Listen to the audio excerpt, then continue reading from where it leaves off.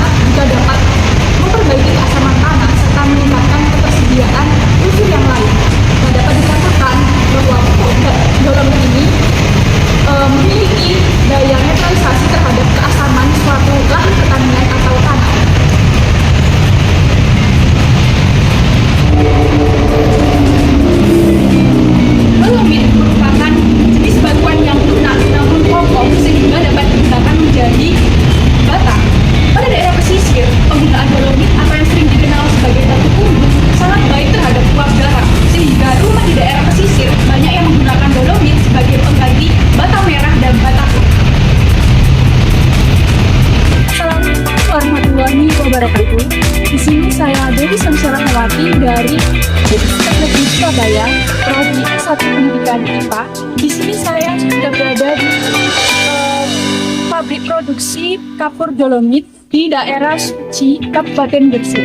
Di sini saya nanti akan mewawancarai pemilik dari produksi ini sendiri. Kita simak videonya ya.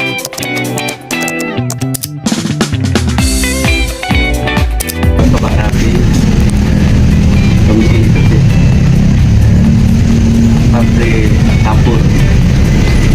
Sebagai owner, Ya, owner sebagai owner.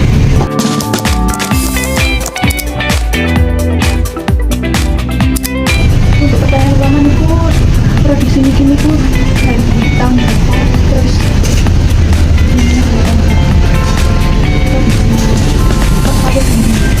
Kapur kampung udah 50 tahun ya.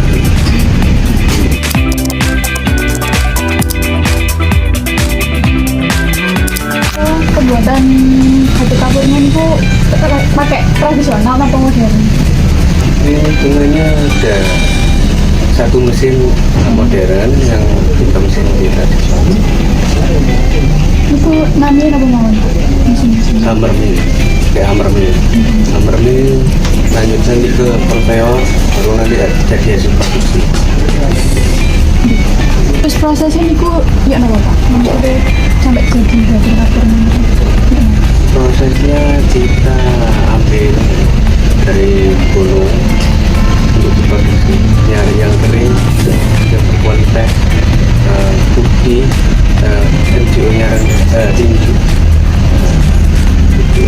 Jadi dapat diproduksi nanti jadi kayak bahan baku untuk pabrik aja atau yang lain.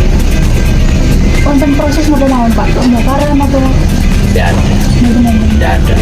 Untuk membakar nanti gamping, baju gamping. Tidak gamping dulu itu tetap rasa.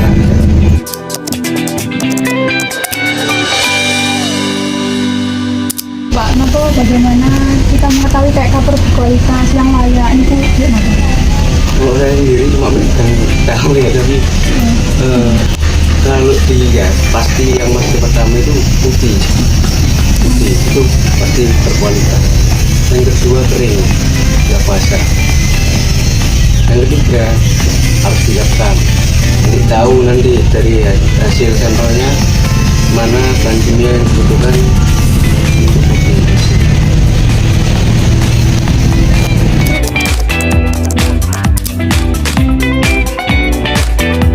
Yang produksi ini wonten limbah apa? Bukan, ada aman dari limbah. Belum. Kalau tadi kan disebutkan kalau ada bahan kimia.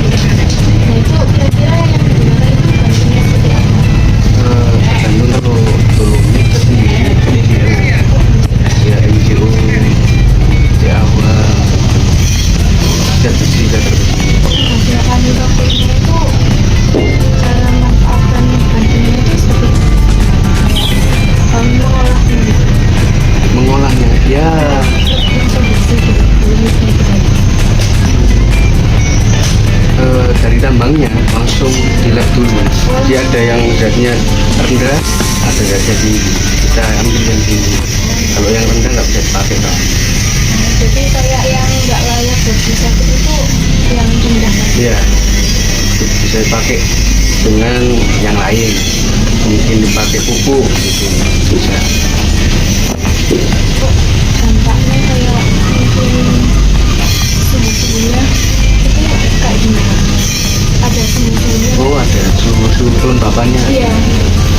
Kelembapannya jadi kalau kelembapan ini kalau di musim hujan akhirnya ikut basah kelembapannya.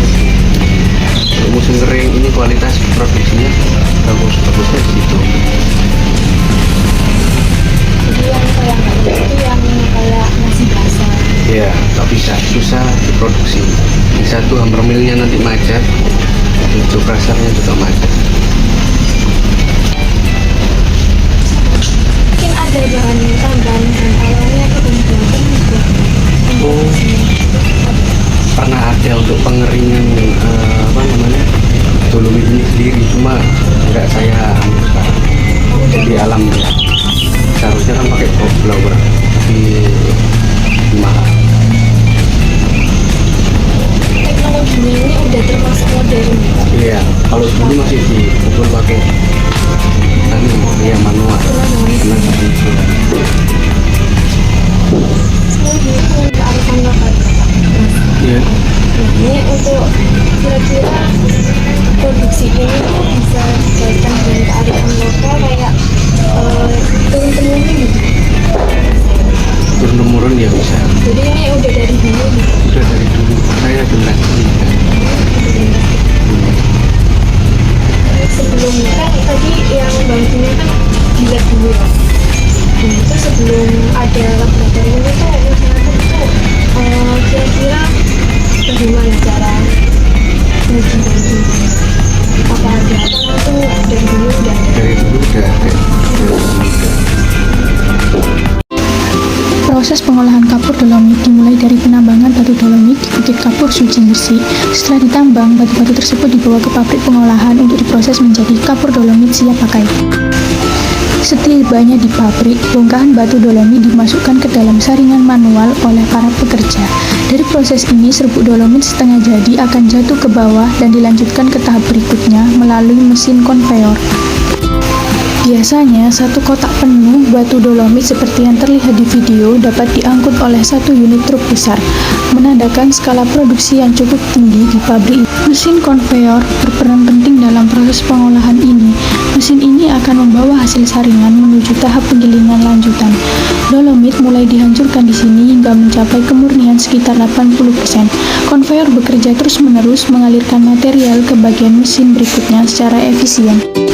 Setelah melalui konveyor, dolomit 80% akan diproses menggunakan hammer mill, mesin besar berwarna orange berbentuk seperti kembangan seperti yang terlihat di video. Di tahap ini, batu dolomit dihancurkan menjadi serbuk halus berkualitas tinggi dengan kandungan kapur mencapai 100%. Tapi tidak semua batu layak untuk diproses. Contohnya, batu berwarna hijau seperti yang terlihat di sebelah kanan ini tidak layak digunakan karena telah tercampur lumut akibat kelembapan tinggi, terutama saat musim hujan. Sementara batu di sebelah kiri adalah contoh batu dolomit berkualitas yang siap diolah. Setelah seluruh proses selesai, kapur dolomit yang dihasilkan siap didistribusikan ke berbagai sektor industri seperti pabrik kaca dan produsen pupuk di wilayah Gresik. Proses pengangkutan dilakukan menggunakan truk-truk besar yang nampak seperti di video.